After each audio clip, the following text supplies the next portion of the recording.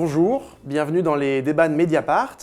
Depuis les attentats de Paris, la lutte contre le terrorisme a de nouveau fait irruption, évidemment, au centre du débat politique. À droite, c'est le retour des faucons, de ceux qui estiment qu'on n'en fait jamais assez. Certains veulent un Patriot Act à la française, comme aux États-Unis, après le 11 septembre 2001. Des libertés peuvent être facilement abandonnées, nous a dit Claude Guéant, l'ancien collaborateur de Nicolas Sarkozy à l'Élysée. Le Front National, de son côté, surfe sur ce qu'il appelle le péril islamiste et le « on vous l'avait bien dit » en liant, sans s'embarrasser de trop de détails, immigration et terrorisme. Et au gouvernement, eh bien, la gestion des attentats a été saluée, c'est vrai, mais c'est aussi une occasion inespérée peut-être de montrer les muscles. Manuel Valls nous dit que la France est en guerre contre le terrorisme. On nous parle d'une menace d'attentat très forte et permanente. Ce mardi, alors que 3 militaires ont été agressés à Nice devant un centre communautaire juif par un homme radicalisé, apparemment et connu des services de renseignement, eh bien, Bernard Cazeneuve a parlé de terrorisme en libre accès, sous-entendu, la menace est imprévisible et elle nous guette au coin de la rue, avec des éléments de réalité, on en parlera justement. Alors bref, le climat politique est très lourd et voilà la gauche qui est au pouvoir sommet de répondre à ce défi, tenter de répondre aux menaces sans brader nos libertés publiques. Est-ce qu'il y aura dans les prochaines semaines, après les attentats, des mesures d'exception? Est-ce qu'il y a une façon de gauche de lutter contre le terrorisme? Va-t-on céder aux sirènes sécuritaires ou au contraire avoir peut-être des discours un peu plus complexes sur la nécessité de suivre, de déradicaliser les individus, de les accompagner, mais qui nécessitent des moyens? Toutes ces questions, on va se les poser aujourd'hui avec deux députés de la majorité. D'abord Dominique Raimbourg, bonjour. Bonjour. Vous êtes député de Loire-Atlantique, vice-président de la commission des lois, qui va donc notamment se saisir très bientôt de la loi sur le renseignement, qui a été annoncée suite à ces attentats. Vous êtes aussi, c'est important, ancien rapporteur à l'Assemblée nationale de la réforme pénale qui a été votée il y a quelques mois. Christophe Cavard, bonjour. Bonjour. Vous êtes député Europe Écologie Les Verts du Gard, éducateur de métier, c'est important aussi de le dire. Vous avez présidé la commission d'enquête qui avait été créée à la demande de votre groupe après l'affaire Mohamed Merah, qui, on s'en rappelle, avait tué en mars 2012, assassiné des militaires et des enfants, notamment devant une école juive de Toulouse. Et vous aviez écrit un rapport en mai 2013 qui pointe notamment la désorganisation à l'époque du renseignement français. Alors, on va rentrer très concrètement sur cette, pour éviter d'être trop dans les abstractions. Il y a des cas très concrets qui se posent en ce moment. Par exemple, le nombre de procédures pour apologie du terrorisme. Il y a de très nombreux exemples. Ce serait trop long de les détailler ici, mais évidemment, ces derniers jours, on a beaucoup parlé de cet écolier niçois de 8 ans, entendu au commissariat, alors que de toute évidence, lui-même ne savait pas très bien de quoi il parlait, si on en croit ce qu'on peut lire. Et puis, une fillette de 10 ans, par exemple, entendue dans les Alpes-Maritimes par les gendarmes de la brigade de prévention de la délinquance juvénile. Donc, c'est avec parfois des cas de dénonciation, c'est-à-dire qu'on se rendre compte que c'est par exemple un intervenant dans une école qui peut prévenir la police de ce qu'il a entendu et derrière ça déclenche une procédure. Alors, depuis la loi récente contre le terrorisme, le code pénal a été durci pour les cas d'apologie du terrorisme. Et puis il y a eu une circulaire Taubira après les attentats pour justement faire attention particulièrement à l'apologie du terrorisme. Avec des cas comme ça, un écolier de 8 ans, une fillette de 10 ans, ça va pas quand même un peu trop loin là, Christophe Cavard ? C'est vrai que moi je m'interroge, comme tout chacun, suite à l'émotion que tout le monde a ressentie évidemment au mois de janvier, sur le risque de toujours être dans la réponse excessive. Et alors là pour le coup, le parlementaire mais aussi l'éducateur est toujours inquiet quand on est face à des enfants aussi jeunes. Et quand la réponse immédiate, des fois par désarmé, parce que je rappelle que l'histoire de l'enfant de 8 ans, c'était quand même tout simplement le directeur de l'école qui lui-même entend les propos et qui du coup ne sachant pas trop comment réagir, prévient sa hiérarchie et aussi les forces de l'ordre. Et c'est comme ça que l'enfant est convoqué avec son père au commissariat. On se retrouve dans une situation où effectivement l'enfant se retrouve face à des policiers sur des propos que lui-même j'imagine, enfin je ne connais pas en détail évidemment la famille ni l'enfant, mais qu'il ne réalise pas être à 8 ans, ça paraît aussi grave. Voilà. Donc je pense qu'on est plus dans une réalité où on a une impuissance du directeur d'école face à la crainte de ce qu'il est en train d'entendre, la questionnement autour, parce que ça j'ai compris, en dehors de la parole de l'enfant, c'est ce qui l'entoure, c'est-à-dire sa famille et ce qui est autour de lui. Et donc il y a évidemment un travail sûrement à faire, surtout dans une situation comme celle-là. Mais est-ce que tout de suite on doit aller à l'étage coercitif qui est quand même se retrouver dans un commissariat face à la police, ou est-ce qu'à un moment donné, on est plus dans l'idée qu'il faut des gens pour intervenir directement auprès de cette famille pour mieux saisir, mieux comprendre et mieux évaluer aussi, surtout qu'après les médias, et ça c'est un des vrais problèmes aussi, faut qu'il y ait une amplification du phénomène. Étant un enfant de 8 ans entendu par la police, c'est pas courant. C'est pas courant comme la jeune fille de 10 ans, mais c'est vrai qu'il y a une amplification due, évidemment, et qui rajoute au problème en lui-même une situation particulière. Donc juste pour dire que c'est pour ça, moi je le dis tout de suite, je préfère le dire tout de suite, c'est vrai que parmi les mesures, c'est vrai que la police, la justice, on va en parler pendant ce débat, mais pour moi, il y a aussi un rôle éducatif très fort, et j'emploie le mot exprès, porteur aujourd'hui d'une proposition qui est sur ce que j'appelle moi les brigades d'éducateurs. Ça existe, hein, des éducateurs, il y en a dans la rue, mais une brigade d'éducateurs qui serait à disposition justement pour faire cette interface entre ces gens qui se retrouvent dans une impuissance vis-à-vis de ce qu'ils peuvent découvrir. Je pense à des travailleurs sociaux comme à des enseignants, comme à plein d'autres gens qui pourraient être interrogatifs sur ce qu'ils peuvent entendre, des enfants comme des fois de jeunes un peu plus âgés, et qui pourraient du coup être à disposition pour venir en renfort plutôt que de se précipiter en poussant la porte d'une gendarmerie où la brigade de la prévention de la délinquance c'est déjà un moindre mal, entre guillemets, parce que là je les connais bien et je sais qu'ils peuvent traiter le sujet d'une manière différente, mais enfin ça reste de la force de l'ordre et donc on peut s'intéresser. Voilà. Donc j'ai l'impression qu'il y a un emballement, et je termine juste en disant que le 11 janvier, si on doit prolonger, parce que je crois que c'est ce que veut le président de la République, l'esprit du 11 janvier, ce qu'on voulait les uns et les autres dans la rue, parce que là on y était tous, c'était certes d'être dans la logique de réagir, mais c'était aussi pour défendre nos libertés. On rappelle la question du droit à l'expression, ce qui s'est passé dans les journaux, le journal Charlie Hebdo, c'est aussi cette question de la liberté. Et donc il faut faire attention, parce que je pense qu'une partie des gens qui étaient aussi là le 11 janvier, c'est cette question de la liberté. Donc je ne suis pas sûr qu'il faille aller trop loin aujourd'hui dans la remise en cause aussi des libertés. Mais ça, c'est le débat qu'on va avoir dans quelques jours. Oui, Dominique Rimbourg, sur ces cas d'apologie supposée du terrorisme. Alors, plusieurs choses. La première, c'est que forcément, après des événements dramatiques comme ces assassinats, il y a une émotion, donc une réaction, ça peut être une surréaction. On n'est pas obligé de perdre le sens commun pour autant. On n'est pas obligé de perdre le sens commun, mais la deuxième chose, c'est que je suis d'accord avec Christophe, on a affaire à des enfants qui sont qu'on peut considérer comme des enfants en danger, en fait, parce que c'est comme ça que ça s'est fait. Alors la difficulté, et là on est aussi d'accord, c'est que l'entrée pour l'enfance en danger, c'est souvent une entrée policière ou gendarmerie. C'est-à-dire qu'on entend des enfants pour vérifier si l'environnement, la famille, ne les met pas en danger. Et peut-être qu'effectivement, on devrait réfléchir à intervenir autrement que directement par une intervention des forces de l'ordre, qui souvent sont très utiles, parce que ce sont eux qui voient si les enfants sont en danger. Et peut-être avec parfois une efficacité, parce qu'il y a une efficacité d'enquête supérieure à ce que peut être une intervention éducative. Mais on pourrait dire dans ce cas-là, par exemple, excusez-moi de vous interrompre, que ça pourrait, par exemple, être de la médiation familiale, qu'il vaut mieux plutôt parler au père ou à la mère que parler à l'enfant. Eh bien justement, c'est pas organisé. Aujourd'hui, c'est pas organisé. Ça n'existe pas, c'est-à-dire... Ça existe peu. C'est-à-dire que le directeur d'école, il ne se sent pas investi pour convoquer les parents. Et donc, spontanément, il fait un signalement. Et le signalement, c'est un signalement enfance en danger. De quoi ? De peur de rater quelque chose ? De peur de rater quelque chose, d'aller au-delà de sa mission. Et c'est d'autant plus intéressant que si on réfléchit un petit peu, on a affaire parmi les deux terroristes qui ont été tués, les deux frères. Ils ont eu un parcours d'enfance en danger. C'est-à-dire que ce sont deux enfants, les frères Kouachi. Leur père est mort. Ils ont été placés, parce que leur mère était malade, elle est morte d'ailleurs, et ils ont été placés, sauf erreur de ma part, en Corrèze. Et ce placement familial s'est bien passé. Ils ont laissé des bons souvenirs, ils ont eu une scolarité normale. L'un d'entre eux a été un bon joueur de foot amateur.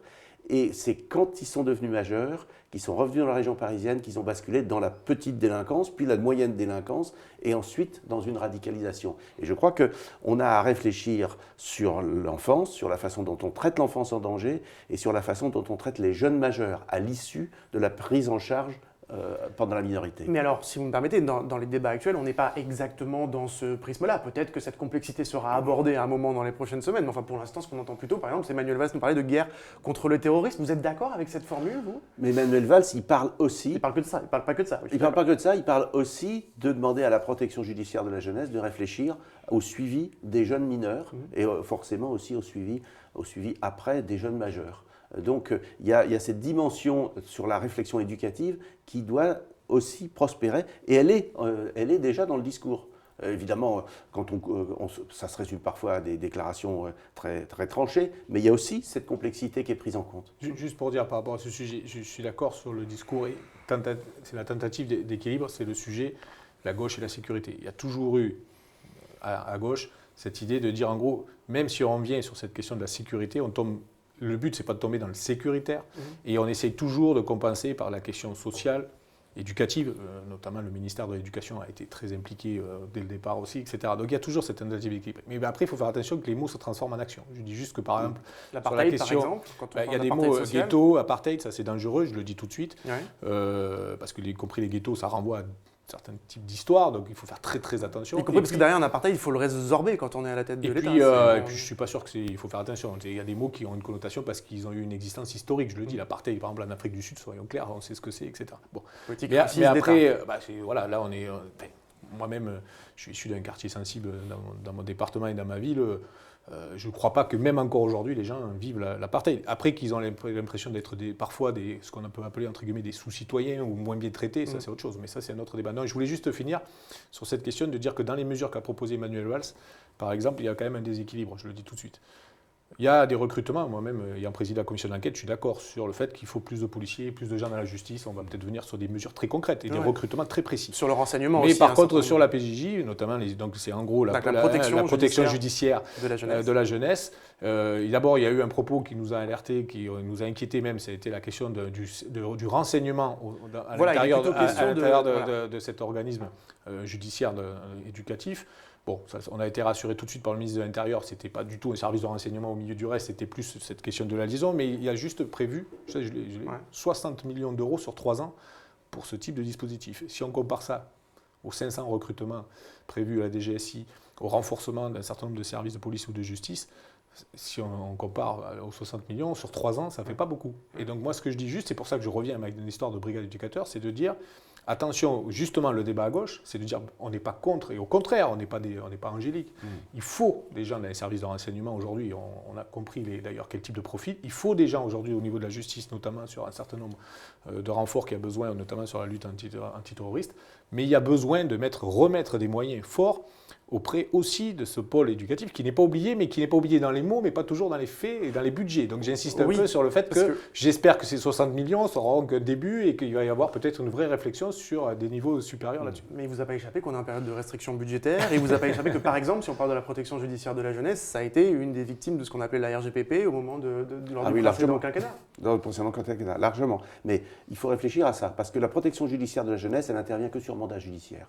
C'est donc dire qu'il n'y a pas d'intervention générale, elle n'est pas à disposition des directeurs d'école, elle n'est pas à disposition des directeurs de collège, et il y a peut-être à réfléchir sur une intervention éducative qui ne soit pas une intervention sur décision du juge, une intervention éducative qui soit un peu généralisée, qui puisse être à la demande des écoles. Il faut absolument qu'il y ait des décloisonnements et que ça ne soit pas simplement d'un côté les éducateurs qui interviennent sur décision du juge, l'école qui s'intéresse peu aux questions éducatives, et là on a des passerelles. On est dans un monde horriblement cloisonné. Tout le monde travaille dans son coin. Tout le monde travaille dans son coin. Enfin, il y a des efforts, il ne faut pas caricaturer, mais l'organisation administrative, elle est verticale, et il n'y a pas de passerelle horizontale. Un problème qu'on retrouve aussi sur le renseignement. Enfin, en fait, on parle beaucoup dans le renseignement, par exemple, aujourd'hui, et notamment sur tout ce qui est du renseignement territorialisé, parce qu'il n'y a pas que le service de renseignement type DGSI, etc., donc là, les territoires, sur ce qu'on appelle les signaux faibles de radicalisation. Alors, ça, c'est le terme précis. En gros, c'est justement, est-ce que cet enfant de 8 ans, parce qu'il tient des propos, ça voudrait dire que dans sa famille ou autour de lui, etc., etc. Donc ça peut être considéré comme des signaux faibles de radicalisation. Personne n'accuse évidemment l'individu de 8 ans ou même directement ses parents d'être radical. Mais ces signaux faibles, il faut savoir les traiter.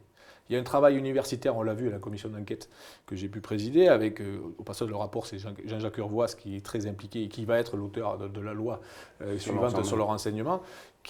On a travaillé ça ensemble.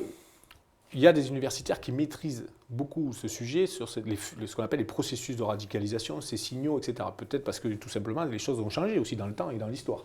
Sauf que ce travail universitaire est on le retrouve peu dans les milieux qui doivent être aujourd'hui le réceptacle, qui sont les milieux des services de renseignement, mais aussi, moi je suis un éducateur, vous l'avez dit, j'ai travaillé directement ce que on appelait à l'époque des éducateurs de rue, mais j'étais incapable, et je ne le suis toujours pas capable de repérer les fameux signaux faibles dont on parle de radicalisation, parce que d'abord à l'époque où moi j'étais sur le terrain, c'était pas un sujet qui est aussi prégnant qu'aujourd'hui. Il y en avait, mais ce n'était pas aussi prégnant qu'aujourd'hui. Donc c'est pour ça que je dis qu'il faut des gens formés, autant évidemment dans les forces de l'ordre qu'auprès de l'éducateur, qui fait que le directeur d'école, là je rejoins ce que dit Dominique, il ne va pas appeler le juge pour pouvoir déclencher une procédure à la PJJ, ça c'est pas possible. Mais il va effectivement pouvoir appeler des lieux ressources qui peuvent être soit sous l'emprise de l'académie, ça dépend, soit directement liés à d'autres services de l'État. Mais alors justement, parce que abordons la question des renseignements, je pensais l'aborder plus tard, mais allons-y maintenant, la question, votre rapport notamment, parce qu'il va y avoir cette création de rassemblement qui est en avril, c'est ça? Normalement, oui. Alors en général, on annonce en avril et ça se bouscule. Ça se bouscule, ça sera sans doute un peu plus tard. C'est comme les travaux, les chantiers, il y a toujours un petit délai. Si je résume vraiment à gros traits le rapport avec Jean-Jacques Urvoas sur la question du renseignement, c'était que d'abord il y avait des moyens, il manquait des moyens et qu'il y avait, depuis 2008 et depuis la réorganisation du renseignement, vous l'avez nous l'expliqué, il y avait par exemple des compétences qu'on n'avait plus ou et surtout l'information, on peut l'avoir, sauf que parfois, on ne sait pas la trier, on n'arrive pas à la trier. C'est quand même, votre rapport était assez sanglant. Pour le coup, le rapport de Jean-Jacques et moi-même, il prend en compte tout simplement ce qu'on a entendu. Ouais. Donc là, pour le coup, il est cinglant au sens où les gens qui sont venus nous le dire ne sont pas venus nous le cacher, ils sont au contraire, ils sont venus nous le mettre sur la table en disant aidez-nous. Avec des fois des agents du renseignement qui tapent sur Google le nom de leur pour les trouver, qui font des mots. Ça, pour le coup, les moteurs de recherche, c'est assez utile, au moins pour Ouais, ça. Mais vraiment, en termes d'information. Non, je plaisante. Mais par contre, non, après, déjà, le Premier ministre l'a dit tout de suite le mardi dans son intervention qui a suivi malheureusement le drame de début janvier, recrutement de linguistes, parce qu'on s'est aperçu qu'effectivement, il y a des problèmes de maîtrise d'un certain nombre de langues qui sont utilisées aujourd'hui par un certain nombre de filières et de réseaux, tout ce qui est nouvelles technologies, etc. Bon, tout ça, c'était dans le rapport, bien évidemment que ça s'est accéléré. Il y a eu, au passage, il y avait 500 recrutements prévus, enfin 400 et quelques pour être honnête dans le rapport, on en est à 500 annoncés, il y en avait 130 déjà de fait. Bon, c'est pas rien passé non plus. Je préfère le dire parce que il faut faire attention en disant, en gros, on ne s'est pas réveillé un matin en disant qu'est-ce qu'il faut faire. Il y avait un processus qui va s'accélérer. Mais moi, j'insiste, puisqu'on est sur le débat gauche et sécurité, sur cette question que le renseignement, moi, pour le coup, je suis définitivement acquis, s'il fallait encore que je le sois par rapport à cette expérience de la commission d'enquête, sur le fait que, heureusement qu'on a des services comme ceux-là qui sont là aussi, qui jouent leur rôle, parfois diplomatique d'ailleurs. Là où des fois où la diplomatie n'existe plus au sens politique, c'est eux qui le font. Mais le problème du renseignement, c'est qu'il a aussi l'obligation d'être cadré légalement. C'est ce que ça se fait dans quel cadre légal? C'est la loi que propose Jean-Jacques et pour améliorer. Il y a déjà un cadre existant. Jean-Jacques Urvoas va améliorer ça, donc on va le suivre de près. Sur le débat, de dire on n'est pas sur une logique plutôt anglo-saxonne et pour être clair américaine, où on est tellement dans le danger absolu qu'en gros, carte blanche au service de renseignement ou aux forces de l'ordre, et puis il n'y a plus de cadre du tout. Voilà. Déjà ce matin, je le dis, par rapport à un certain nombre d'éléments que j'ai pu entendre, cette question de la neutralisation des sites internet directement sans passer par la case judiciaire, je fais partie de ceux qui disent attention, évidemment, face à l'émotion du moment, si j'allais dans la rue en disant est-ce que c'est un site danger terroriste ou pédophile, il faut le neutraliser sans passer par une procédure judiciaire, je suis sûr que 90% des gens, oui, il faut le faire. Sauf que la notion de définir qu'est-ce qu'est un site terroriste, etc., on va revenir dans un certain nombre de débats qu'on connaît par cœur quand il faut mettre des critères. Et là, c'est vrai que la question, au moins de la présence de la justice, une procédure de justice, c'était au moins la garantie qu'il y avait une évaluation partagée. Là, c'est plus le cas. Et donc, je dis attention, ça peut être limite. Pour expliquer justement juste un détail, ce mercredi, en Conseil des ministres, a été présenté le décret de blocage des sites internet terroristes pour étendre les blocages administratifs, donc en dehors de décisions judiciaires. Il y a ça qui est effectif là. Il y a dans ce qui va arriver de nouveaux moyens de surveillance, peut-être hors procédure judiciaire, un nouveau fichier des personnes condamnées pour terrorisme, etc. Est-ce qu'on n'est pas dans un cadre où, l'air de rien, en nous parlant d'esprit du 11 janvier, eh bien, nos libertés publiques se réduisent? Alors, il faut être prudent et il ne faut pas aller au-delà. Les écoutes administratives il ne faut pas aller au-delà de ce qui est nécessaire. Sur l'intervention judiciaire, on a un peu inversé le processus, mais normalement, dans la loi de novembre, le site bloqué peut faire appel à un juge et dire « moi je considère que c'est anormal parce que je n'ai pas diffusé, je ne suis pas un site de propagation terroriste ». Sur le fichier, c'est un fichier, c'est la recopie d'un fichier qui existe déjà pour les agresseurs sexuels et pour les auteurs de crimes dangereux. Donc on sait faire. Il faut être assez prudent parce que c'est un fichier dans lequel on a automatisé l'inscription. C'est-à-dire qu'à partir d'une condamnation, on automatise l'inscription. On rentrera automatiquement dans le fichier. Ce qui est une mauvaise idée parce que, d'une part, ça peut un peu attentatoire aux libertés, mais aussi ça atteint l'efficacité. Parce que le fichier devient tellement gros que finalement, il devient inutile. Donc il faut que ce soit des outils qui soient des outils ciblés, précis, et qu'on n'essaie pas de ratisser large, parce que quand on ratisse large, tous les jardiniers savent ça, eh bien il y a plein de feuilles qui se glissent entre les dents du râteau. Mais sur le décret Internet, par exemple, qui vient de passer, vous allez demain sur un site qui est bloqué, filtré, votre adresse IP sera enregistrée. Oui, l'adresse IP sera enregistrée. Qu'est-ce qu'on en fera derrière ? Ça, je ne sais pas, mais de toute façon, là, j'ai pas. Alors, personnellement, mais peut-être j'ai tort, ça ne me cause pas un regret terrible, parce que de toute façon, dès l'instant où on va sur Internet, tout est enregistré. Enfin, donc, ce qui est important, c'est que celui qui émet le message, et c'est ça qui est aussi important, celui qui émet le message, il peut avoir un juge qui vient trancher la question de savoir si le message pouvait ou ne pouvait pas être émis. On peut dire que c'est de la censure aussi. De certaines, par exemple, des gens de la Quadrature du Net, par exemple, qui est très actif sur ces questions-là, dit, eh bien, une citation ici, répondre à la terreur par la restriction des libertés et de l'état de droit est un piège sans fin et parle tout simplement de censure. Mais la censure suppose, il n'y a pas de recours au juge. Là, il y a un recours au juge. C'est ça qui est quand même important. Sur ce point-là, c'est vrai que moi, ce que je dis, c'est que c'est toujours la limite par rapport à une notion. Aujourd'hui, on est sur une logique d'antiterrorisme, donc de lutte contre le terrorisme, etc. Et c'est ce qui justifie, même si aujourd'hui, l'exécutif, au sens large, que ce soit le Premier ministre, au niveau de l'Élysée, le Président de la République et tous ceux qui s'expriment, disent en gros des mesures exceptionnelles, mais pas d'état d'exception. Bon, j'avoue qu'un certain nombre d'entre nous… Elle est où la limite ? Voilà, regardons de très près cette idée.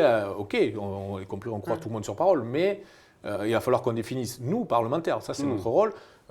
C'est pas la phrase qui fait foi, hein, il va falloir mettre les limites très cadrées. C'est vrai que sur cette question du fait que déjà il y a ce débat sur l'interception, parce qu'il y a aussi un certain nombre de mesures aujourd'hui qui sont mises en action et qui aussi, je le reconnais volontiers, étaient de l'interception en termes de communication, au-delà de simplement le téléphone, mais directement liées à des outils comme Internet, etc. Ouais. Bon.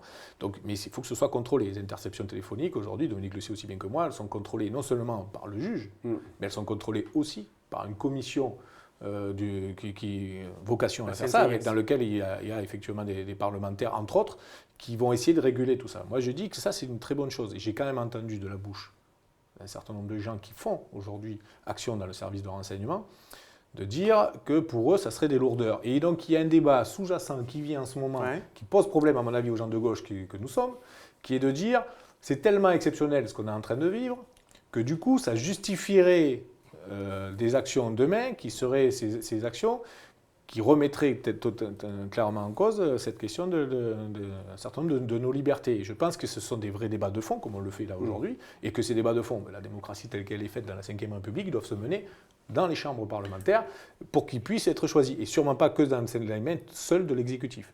Quelle que soit l'émotion qu'on ait ressentie, évidemment, tous au début janvier. Mais vous la sentez, cette volonté, justement, comme dit Christophe Cavard, de pousser des limites de gens qui sont peut-être d'ailleurs de bonne foi et qui disent moi, j'ai pas complètement les moyens, donnez-moi tous les moyens. Bien sûr. N'importe quel enquêteur, il vous dit si je dois m'adresser à une entité pour être autorisé, je préfère le faire sans être autorisé. Donc la question, et Christophe a raison. Donc c'est quoi les barrières ? La question, la première barrière, c'est que lorsque on est dans une écoute judiciaire, c'est le juge qui autorise. Lorsque dans un autre cadre, c'est la Commission nationale des interceptions de sécurité. C'est NCIS. Alors, aujourd'hui, il faut une autorisation de la CNCIS pour procéder à une écoute administrative. Certains disent qu'il faudrait, demain, la question, dans la loi sur l'enseignement, la question va se poser de savoir si on garde un cadre de ce type-là ou si, au contraire, on écoute d'abord et on fait valider ensuite par la CNCIS. Vous en pensez quoi ? J'attends de voir les arguments des uns et des autres. De toute façon, il faudra un contrôle. La question, c'est contrôle a priori ou contrôle a posteriori. A posteriori, ça reviendrait à changer quand même beaucoup ce qui existe aujourd'hui. Oui, ça reviendrait à changer beaucoup.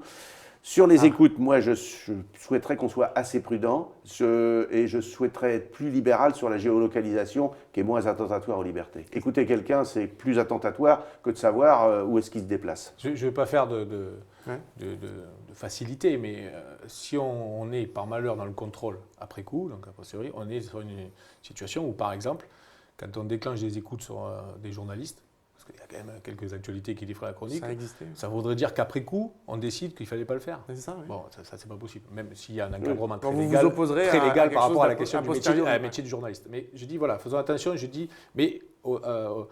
préfère modérer aussi le fait que j'ai entendu aussi de cadres de gens qui aujourd'hui œuvrent à la sécurité dans notre pays, qui ont dit l'inverse et qui ont dit maintenez ces logiques de contrôle, rajoutez-en même s'il faut, parce que tout ce qu'on fera, plus ça sera légitimé, plus notre action aura du sens, y compris sur une notion, alors là pour le coup à gauche on y tient, qui est la notion de service public. La plupart des gens dont on parle, qu'ils soient dans les services de renseignement ou qu'ils soient effectivement territorialisés dans les forces de l'ordre, sont des gens qui ont le service public au corps et la fonction publique au corps. Je dis ça parce que ça peut être aussi d'autres types de débats où il y a des gens qui auraient tendance des fois à venir abandonner des moyens sur la question du service public, du territoire, etc. Voilà. Là, on a affaire à des gens qui sont fonctionnaires avec tout ce que ça comporte derrière, même s'ils ont un métier particulier. Et cette notion de fonction publique, c'est pour nous, les gens de gauche, aussi une garantie que justement on a besoin de légitimer, et c'est je crois l'esprit qui anime Jean-Jacques Urvoas et ceux qui travaillent sur cette question du texte sur le renseignement. Après moi comme tout le monde, je dis que malheureusement ce texte va venir se confronter à l'émotion du mois de janvier et qu'il faudrait faire attention qu'en voulant faire plaisir parfois à certaines choses qu'on peut entendre de part et d'autre, souvent j'ai envie de dire, je ne caricature pas, mais en face des bancs de notre majorité à nous, où il y a des gens qui, des fois, dans le cadre de ces logiques, vous disiez tout à l'heure, en entrée, sont sur une mort de le trait, si je peux me permettre. Alors ça va du Front National qui font des amalgames assez honteux, mais ça va aussi de certains de nos collègues, parfois, qui peuvent déraper, je vais le dire comme ça, par rapport à du Patriot Act, etc. Je crois que c'est la déclaration de Valérie Pécresse sur ce sujet. Voilà, là, ça pour le coup, je ne suis pas sûr que les gens qui étaient le 11 janvier étaient demandeurs d'un Patriot Act à la française. Au contraire, ils demandaient plus de liberté, plus de possibilités de dire des choses et de faire des choses sans avoir automatiquement une caméra ou un policier dans leur dos. Hein, d'autant plus que, et c'est important, il n'y a pas d'action policière qui est efficace s'il n'y a pas un soutien populaire. C'est-à-dire que s'il y a une discussion autour de la légitimité de l'intervention, ça affaiblit l'action policière. Le policier, il doit être dans une société et il doit être l'émanation de cette société. Et plus il y a de consensus autour de son action, plus elle est contrôlée démocratiquement, ça veut dire qu'il y a du consensus autour de son action et ça veut dire que son action elle sera plus efficace. Le contrôle démocratique, par contre, il est un peu compliqué dans la mesure où vous êtes parlementaire, vous n'avez pas toujours... Alors, il y a une commission d'enquête actuellement sur les filières djihadistes qui étaient déjà existantes, qui continuent du coup son travail. Est-ce que vous avez assez accès aux informations? Est-ce que vous pouvez... L'autre question, est-ce que vous pouvez rendre compte, sachant qu'un certain nombre de ces auditions sont à huis clos, donc est-ce qu'il y a vraiment des choses confidentielles ou est-ce qu'on met beaucoup trop de choses sous le huis clos qui pourraient être quand même intéresser le débat public? Est-ce que vous avez l'impression, d'abord, d'être vous assez informé et qu'à la fin, il y aura un contrôle démocratique suffisant sur les mesures qui vont être prises? On est relativement bien informé, mais ce n'est pas simplement la question de l'information des parlementaires, c'est aussi la qualité de la procédure de contrôle de l'action des services. Et c'est ça qui est important. Vous avez l'impression aujourd'hui que vous pouvez contrôler ce que font les services? Ce n'est pas simplement nous, par exemple la Commission nationale de contrôle des interventions de sécurité, elle doit être efficace, elle doit rendre compte ensuite de ce qu'elle a autorisé, de ce qu'elle n'a pas autorisé, de la façon dont elle l'autorise, et nous expliquer sa jurisprudence générale. On n'a pas besoin de savoir si un tel a été écouté. Ce qui est important, c'est de savoir les critères à partir desquels elle décide qu'on doit procéder à une écoute. Il y a la logique du secret défense. Ça, c'est vrai qu'on se heurte souvent quand on fait des commissions d'enquête sur ces sujets, où il y a la logique du secret défense, où un certain nombre de gens sont auditionnés, ce qu'on appelle le régime du secret, donc il n'y a même pas de PV, etc. Bon. Et en même temps, moi je suis agréablement surpris, une fois de plus, fonctionnaires publics, de gens qui ont quand même lourdes responsabilités et qui disent beaucoup de choses. Donc ils ont envie de partager, y compris avec nous. Et ils n'étaient pas obligés, la commission d'enquête fait qu'ils peuvent s'obliger de venir, mais pas obligés de parler. Donc du coup, c'est pas le cas. Donc, après, moi, ce que je rejoins avec Dominique aussi, c'est aussi le débat public. C'est-à-dire comment le public a aussi ces informations-là. Là, ça, pour le coup, vous êtes les médias en général, la possibilité d'avoir un bon retour. Pas simplement l'enquête où on a eu les bons tuyaux ou la bonne source, mais c'est aussi une démarche institutionnelle de donner via le public un certain nombre d'informations qui des fois évitent même les quiproquos ou les fantasmes, soyons clairs là-dessus. Voilà. Moi je pense que c'est vraiment primordial, mais ça a toujours aidé, ça c'est le débat de la gauche. Justice, police, je relisais un certain nombre de choses qui avaient été dites dans le passé, dans les années 80, je relisais des affrontements de fer Badinter sur ces sujets, etc. Ça a toujours existé, donc là j'ai envie de dire que peut-être c'est l'occasion aussi pour nous, cette gauche majoritaire aujourd'hui, de sortir de ce face-à-face, on va dire, historique à gauche, justice-police, et de venir sur quelque chose de plus cohérent, plus logique. Je crois que j'ai même lu que Jean-Jacques Urvoas lui-même avait un jour dit qu'il pensait qu'il pourrait y avoir un ministère commun entre les deux. Alors on n'en est pas loin, parce que j'ai bien compris que les deux places, Vendôme et Beauvau, pour l'instant, sont deux places historiques. Mais il a même été jusqu'à dire des choses comme ça. Je ne sais pas si c'est vrai, en tout cas, si je trouvais l'idée en tout cas, qu'il y a derrière, pas inintéressant de dire en gros peut-être qu'il faut arrêter cette guerre entre les deux services. Une question, Dominique Rimbaud, vous avez été rapporteur de la réforme pénale. Un des enjeux de ce qui va arriver dans les prochaines semaines, c'est des questions autour des prisons. Manuel Valls veut, par exemple, rassembler les détenus radicalisés dans des quartiers spécifiques pour éviter le prosélytisme. Vous en pensez quoi, vous? Parce qu'il y a un débat quand même assez important là-dessus. Par exemple, Jean-Marie Delarue, qui est l'ancien contrôleur général des lieux de privation de liberté, donc notamment les prisons, qui est aujourd'hui justement à la tête de cette fameuse commission de contrôle des interceptions de sécurité dont on a parlé, dit lui, oui, ok, c'est un lieu il l'a dit sur Mediapart, c'est un lieu de radicalisation, d'accord, mais c'est pas le seul. Il y a des risques de provoquer ce qu'il appelle un effet chaudron, c'est-à-dire qu'en fait, on est parfois des mutineries, qu'en fait, il dit, il vaut mieux disséminer les gens un peu partout, et c'est pas forcément la solution de créer des quartiers comme ça spécifiques. Alors, il y a 283 personnes qui sont... Ça ne concerne pas non plus des millions de personnes. Il y a 283 personnes qui sont condamnées pour terrorisme, et dans ces 283, il y en a 156 ou 7 ou 8 qui sont condamnés pour terrorisme islamiste. Les autres, ça peut être des Basques, des Kurdes, des Corses, donc c'est d'autres phénomènes. Mais c'est donc pas impossible de gérer 150 personnes. Il ne faut pas les mettre tous ensemble, parce que d'une part, il y a des degrés de radicalisation qui sont des degrés de radicalisation différents. Manuel Valls a parlé de 5 quartiers. Si ça doit être 6, il faut en faire 6. Si ça doit être 4, il faut en faire 4. Donc il faut que ça soit géré de façon extrêmement fine. Donc il faut les faire les quartiers ou pas? Je comprends pas. Oui, il faut les faire. Mais il ne faut pas que ça soit... il faut qu'il y ait les possibilités de rentrer dans ces quartiers, d'en sortir. Il faut gérer ça avec beaucoup de finesse. Et l'expérience de Fresnes est sur ce point intéressante. Elle a été commencée avant... C'est en cours à la prison de Fresnes. C'est en cours à la prison de Fresnes, et il y a 22 personnes qui sont regroupées dans une aile. Ce sont des personnes qui sont d'assez bonne volonté, dont le degré de radicalisation est pas d'une intensité extrême, et qui ont accepté de participer à ce qu'on peut qualifié, j'y suis pas allé encore, j'y vais y aller, le hasard fait que j'y vais bientôt là. Mais ce sont des personnes qui ont accepté de participer à ce qu'on peut appeler un processus de déradicalisation. Ouais. Donc voilà un petit peu l'idée de ce qu'il faut faire. Oui, mais est-ce que par exemple, on s'en souvient au moment des débats sur la réforme pénale, vous et Christiane Taubira, la garde des Sceaux, vous aviez porté notamment cette idée de la contrainte pénale, l'idée que par exemple on ne pouvait pas remplir les prisons pour remplir les prisons, qu'il fallait favoriser les peines alternatives, etc. Vous avez à un moment travaillé, il y a quelques mois encore, avant les attentats, sur l'encellulement individuel, inscrit dans la loi française depuis, je crois, 1875 et jamais mis en place.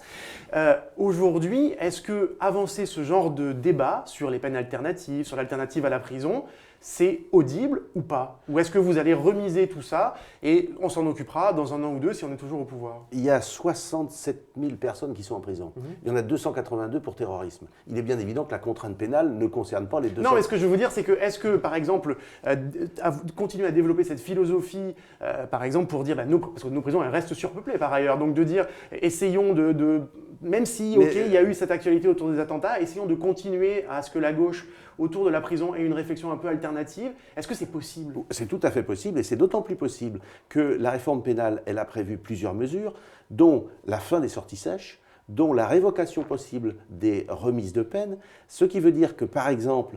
Parce que cette loi, elle est taxée de laxisme par la droite. Je sais bien, mais ils n'ont rien compris. Rien compris du tout, parce que c'est la seule fois que l'on s'attaque à la question de la sortie et du contrôle des sortants de prison. C'est-à-dire, pour l'instant, ils sortent et on ne s'en occupe pas. 80% d'entre eux suivent sans une décision de l'ancienne majorité. Oui.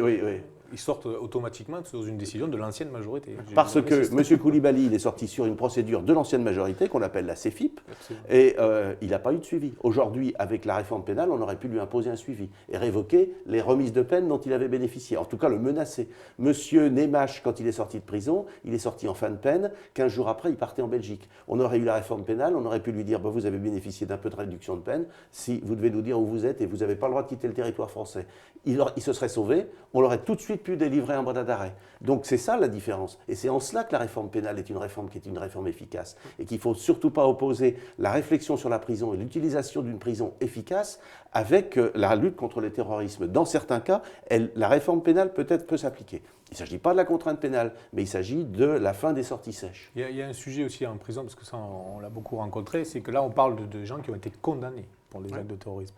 Et donc l'idée, c'est qu'il ne soit pas, entre guillemets, un point d'appui fait de radicaliser d'autres, et notamment la question de ceux qui sont en prison pour des problèmes de droit commun, et donc du coup ne sont pas au contact direct de ces gens qui pourraient... C'est la question de ces quartiers d'ailleurs, de ces quartiers dans les prisons. C'est le principe de mettre des ailes ou même des lieux de prison particuliers. Mais très sincèrement, la question de la radicalisation restera quand même. Je préfère le dire. C'est-à-dire que c'est une réponse. Juste en prison, moi, je ne suis pas spécialement contre. Et il y a des expériences et il vaut mieux ces expérimentations s'y appuyer dessus. Mais très concrètement, la question de la radicalisation en prison, elle a aussi d'autres raisons que simplement la situation de rencontrer le mauvais individu.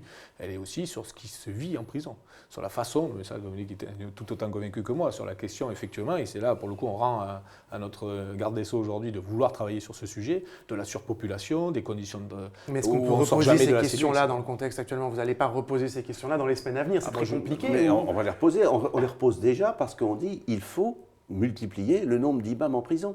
Il faut qu'on se développe en prison. Aujourd'hui sous-payés, et pas assez nombreux. Ils sont 182, alors que les aumôniers catholiques sont presque 700. Donc il y a un déséquilibre, alors qu'il y a une population musulmane qui... Et eux-mêmes sont découragés souvent, ils disent... Eux-mêmes sont découragés, parce qu'ils n'ont pas de statut.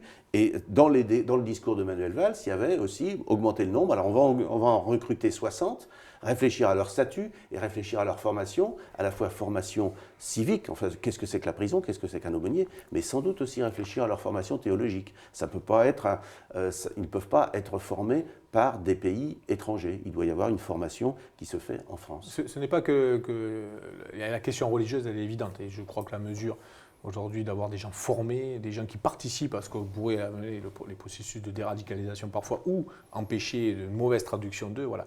Moi, je suis quelqu'un comme tout parlementaire qui suit de très près la maison d'arrêt. Moi, j'étais un parlementaire à Nîmes, qui est à 200%, hein, donc comme tous les autres types de prisons, où on a des jeunes aujourd'hui qui sont enfermés, qui ne sont absolument pas du coup dans l'action religieuse. Ça ne veut pas dire qu'ils ne le soient pas eux-mêmes, mais qu'ils ne soient pas pratiquants ou quoi que ce soit, mais qui vivent de telles conditions carcérales, qu'il y a un risque réel, à un moment donné, d'utiliser, c'est ce qui se passe souvent, un peu le phénomène de ce qui nous entoure aujourd'hui et du contexte, pour en gros, moi j'ai eu un gros travail ce lundi sur un débat public que j'ai eu à Nîmes sur qu'est-ce qu'être Charlie, mais derrière il y avait une avocate qui est spécialiste de ces questions, du pénal, qui était présente avec moi, que je connais bien, qui travaille de ces sujets depuis plus de 20 ans et qui parle aussi de problématiques identitaires. Elle ne parle pas que de problématiques au sens religieux. Et la question identitaire, quelle est ma place dans cette société, qu'est-ce que je dois faire, etc. Je sais que la gauche a peur de ça, parce que c'est sur ça que la droite nous dit « oui, vous êtes un peu des laxistes ou quoi que ce soit, ou cette question sociétale ». Mais non, ce sont des vrais sujets, parce que je pense que c'est parce que justement on ne les traite pas